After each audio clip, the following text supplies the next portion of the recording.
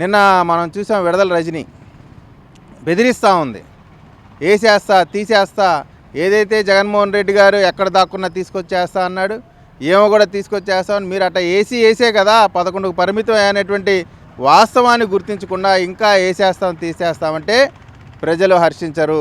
రాజ్యాంగబద్ధంగా నడుచుకునే పార్టీలకే ప్రజలు పట్టం కడతారు తప్ప రాజ్యాంగ వ్యతిరేక శక్తిగా మిగిలే వాళ్ళని ఎట్టి పరిస్థితిలో కూడా ప్రజలు అవకాశం ఇవ్వరు. నువ్వు ఏ చూపించాలన్నా ప్రజలు నీకు అవకాశం ఇవ్వాలి కదా.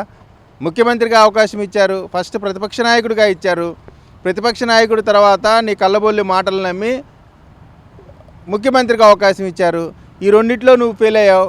కనీసం నీ దెబ్బకి ప్రతిపక్ష హోదా ఉన్నా సరే ప్రజలకు ఇబ్బంది కలిగిద్దని ప్రతిపక్ష హోదా కూడా ఇవ్వలేదు. అటువంటి పరిస్థితిలో నేను 2.0 చూపిస్తే ఇవన్నీ కూడా ఏంటంటే దివాలా కోరి మాటలు. ఏదో ఉన్న 4-5 కార్యకర్తల్ని కాపాడుకోవడానికి, జనాల్ని రెచ్చగొట్టడానికి ఇప్పుడు 3 నెలలు మీరు జైల్లో ఉండండి అని చెప్తా ఉన్నారు. 3 నెలలు జైల్లో ఉంటే వాళ్ళ కుటుంబాన్ని ఎవరు పోషిస్తారు? ఆ మాట చెప్పడు. చూడండి, వాళ్ళకి ఏ విధమైన భరోసా ఇస్తానే మాట చెప్పట్లా. మీరు నేరాలు చేయండి, నేరాలు చేసి జైలుకి వెళ్ళండి, ఏం కాదు 3 నెలల తర్వాత బయటకు వస్తారు, మళ్ళీ పెద్ద పెద్ద నేరాలు చేయండి అని చెప్తా ఉన్నారు. ఇది ఈ ప్రజాస్వామ్య దేశంలో ఏ రాజకీయ నాయకుడైనా ఎప్పుడైనా చెప్పడం మనం చూసామా?